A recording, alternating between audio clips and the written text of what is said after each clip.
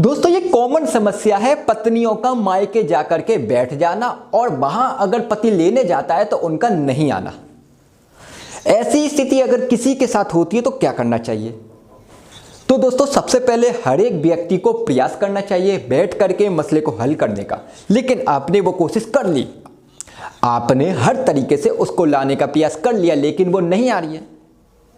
Reason आपको पता चल जाता है जब आप कोशिश करते हैं तो कि वो आपसे चाहती क्या है, क्यों नहीं आ रही है। यानी कि वो आपके साथ अब रहना नहीं चाहती है। ये आप चीज को तो आपको तो पता चल जाएगी इस बात का। उसने केस क्यों नहीं किया अब तक, क्या रीजन है उसका। यानी कि वो ये भी हो सकता है कि वो आपको बोल करके, आपसे बात करके अलग होना चाहती है, केसबाजी में नहीं पड़ना चाहती वो, लेकिन उसे राशि चाहिए।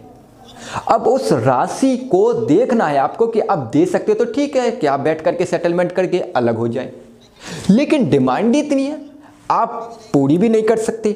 और या फिर आप वो व्यक्ति हैं जो अपनी पत्नी को छोड़ना ही नहीं चाहते। ये दो कंडीशन है, या तो डिमांड पूरी नहीं कर सकते या आप उसे छोड़ना नहीं चाहते, या क्योंकि आप उसे लाना चाहते हो। फिर आपको ये बात का ध्यान रखना है कि अगर आपको ये शक हो रहा है कि अब आपके ऊपर पत्नी केस कर देगी, किसी भी सिचुएशन में आपको लगता है कि अब आपकी पत्नी आपके ऊपर केस कर सकती है, तो आपको सेक्शन 9 का आवेदन, यानी कि अपनी पत्नी को लाने का आप आवेदन कर सकते हैं फैमिली कोर्ट के अंदर।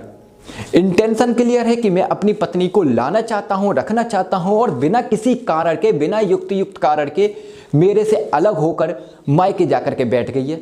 मैं लेने गया तो स्पष्ट इनकार कर दिया आने से, इसलिए हम कोर्ट के समक्ष आए। कोर्ट में आकर के वो जवाब देती है इस बात का कि वो क्यों नहीं आ रही है। लेकिन आपको इसलिए करना है सेक्शन 9 का केस कि अगर वो अब केस करती है हमारे खिलाफ, डोमेस्टिक वायलेंस करती है, 498 दाऊरी का केस करती है, मेंटेनेंस का केस करती है, तो वहां पे वो हमारे विरुद्ध एक एलिगेशन लगाएगी, तभी वो उन केसेस के अंदर एलिजिबल होगी करने के लिए। तो वो जो हमारे ऊपर एलिगेशन लगाने वाली है उससे पहले हमने सेक्शन 9 का केस कर देना होता है।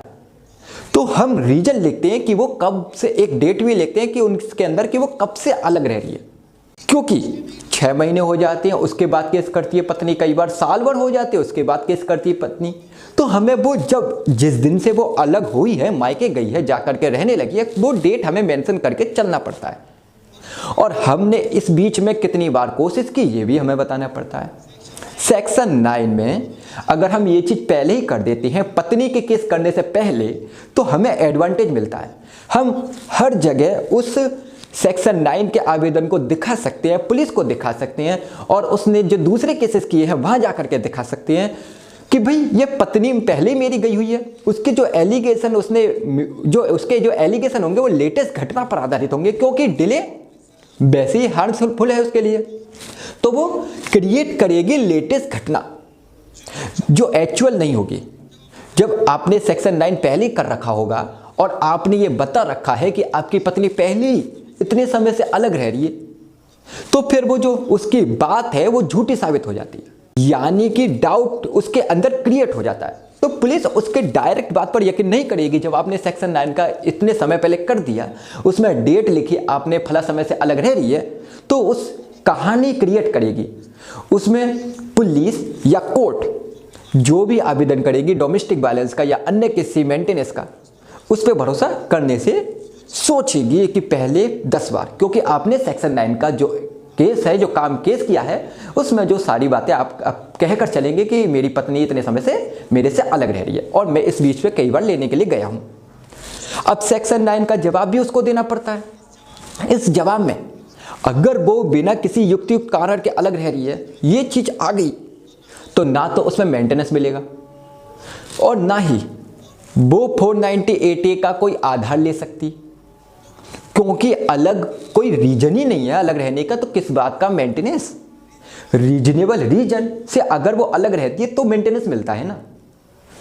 तो कुल मिलाकर के सेक्शन 9 का केस हमें कर देना चाहिए, और हमें आशंका है कि हमारी पत्नी हमारे ऊपर केस करने वाली है और वो मायके जाकर के बैठ गई है और अपने कोशिश कर ली सारी, उसके बावजूद भी वो नहीं आ रही है। तो सेक्शन 9 का केस करना चाहिए, आपको बचाव मिलता है। हर जगह इस सेक्शन 9 को लेकर के जा सकते हैं। अगर वो बाद में केस करती है तो अपने वकील को दे सकते हैं ले जाकर के कि साहब मैंने सेक्शन 9 का केस किया हुआ है, ये आप देख सकते हो। तो उसके अकॉर्डिंग आपका वकील केस को फाइट करता है, मतलब कि आप उसको भी हेल्प मिल जाती है। तो एडवांटेज है सेक्शन 9 केस करने का, इसमें बचाव मिलता है आपको काफ़ी। बात समझ में आई? बात समझ में आई है तो दोस्तों वीडियो को लाइक जरूर कर देना। चैनल को अभी तक आपने सब्सक्राइब नहीं किया तो अभी से अभी चैनल को सब्सक्राइब जरूर कर देना और ज़्यादा से ज़्यादा इस वीडियो को शेयर जरूर करना, क्योंकि काफ़ी सारे लोगों को ऐसी यूजफुल वाली वीडियो मिलती रहे। Thank you watching guys.